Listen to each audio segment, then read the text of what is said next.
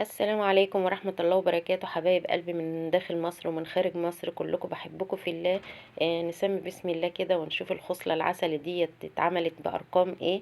وفي نفس الوقت يعني انا كنت بعملها تيست لحبيبتي، يعني مرات ابني، لان مش هتلون شعرها، فانا واخداها الخصلة دي من الداخل كده عشان اكد لكم ان ممكن بالصبغة تطلعوا لون جميل وبدون سحب لون. ان شاء الله، وهنشوف الارقام مع بعضنا. احنا طبعا الطبق والفرشة، وده رقم 900 اس، 900 اس، يعني بيبقى زي مفتح برضو. تمام. احنا لو شعرنا للكتف بناخد يعني 3/4 العبوة، لكن دي خصلة فانا واخدة كمية من الرقم اللي انا هحطه التاني اللي هو 8 صفر. يبقى الرقم 8 صفر ده هنحطه نص، ومثلا اللي هو ال 900 اس هو اللي 3/4.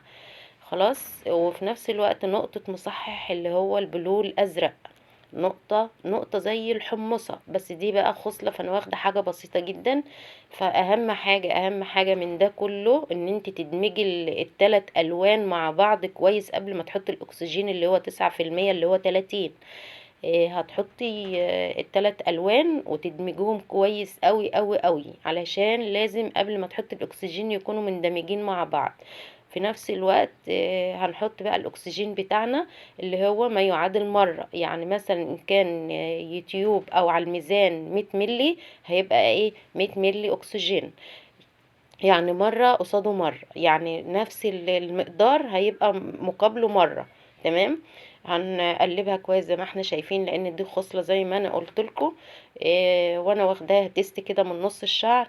وحتى بعد ما عملت لها التيست ده وخلصت تقول لي طب شقلبي لي شعري كله باللون ده. فطبعا سهل وبدون سحب لون وبدون اجهاد على الشعرايه وبالصبغه بس، يعني بالصبغه هتطلع لي اللون الاشقر العسلي او زي ما هتشوفيه. لكن الكاميرا بتاعتي زي ما انتوا عارفين دايما بتعكس الالوان.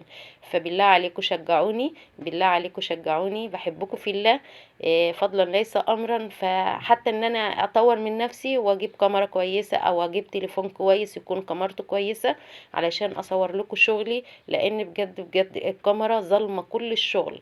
يعني العميلة او الكلاين اللي بتبقى تحت ايدي مبهورة مبهورة باللون او بالدرجة اللي طلعت، وفي نفس الوقت الكاميرا بتبقى عكسها لي خالص خالص. ففي كاميرات فعلا بتضيع الشغل بتاع صاحبته يعني او صاحبه. فبالله عليكم بالله عليكم تشجيعكم ليا، واهم حاجة اللايك اللايك اللايك، هو التشجيع هو اللايك. تشجيعكم ده هو حط اللايك. بالله عليكم فضلا ليس امرا. وانا زي ما انتم شفتم انا جزأت الشعر وخدتها من الداخل، علشان يعني ان هي لو مش حابه اللون او كده ان انا ما بقاش واخداه على وش شعرها. فانا واخداه من الداخل زي ما انتم شايفين، وهنشوف مع بعض اللون. اللون جميل جميل جدا جدا، اشقر طالع اشقر عسلي جميل جدا جدا، بدون ارهاق على الشعرايه، بدون بودره واكسجين ان انا اسحب اللون، بدون ان انا احط مثلا اي مفتح يرهق للشعرايه. فده ممكن تصبغي في البيت وبأقل التكاليف وبأنبوبتين صبغة وهيقعدوا معاكي. يعني لو شعرك متوسط او صغير او قليل، ممكن الأنبوبتين دول يصبغولك مرة واتنين. تمام. فكده يعني انا سهلت عليك الامر، واللي بيخافوا من البودرة والاكسجين ان كده يعني الامر خلاص بقى سهل بالنسبة لهم، وهيطلعوا شعرهم لون جميل على العيد. طبعا تكنيك بقى اللي هو التقسيم هوريهولكم في فيديو لوحده، ازاي تصبغي من اول خصلة لاخر خصلة. فان شاء الله ان شاء الله ننتظر كده مع بعض اللون وهنشوفه. بجد بجد جميل جدا جدا. حتى الزوجة بيقول لي لا شقلبي لي شعرها كله.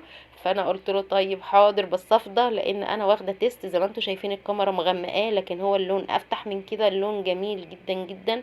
اشقر يعني عاطي على البيج شويه كده، اشقر بيج يعني بصوا عسلي جميل جدا جدا. انا طبعا الكاميرا شايفين مغمقاه. انا كده حطيته على وش شعرها اللي هو الاسود علشان يبان اللون.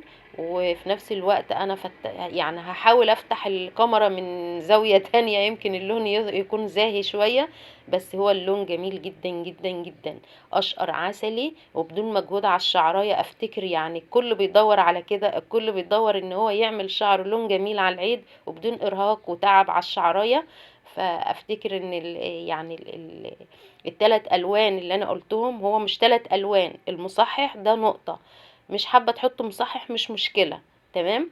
لكن الاساسي اللي هو 900 اس او و8 0 اللي هو اشقر فاتح، زي ما احنا شايفين، وشايفين جمال الخصلة. يعني بالنسبة للي بيحبوا يعملوا العسلي او درجات في البنيات، ممكن برضك درجات في اول البنيات ان هي تسحب الشعر، ان يعني تغسله بدري شوية. لكن دي خصلة عسلي جميلة بدون ارهاق على الشعراية، زي ما احنا شايفين، بدون بودرة واكسجين. وده يعني كده الشعراية صحية اهوت، والشعراية تمام. والسلام عليكم.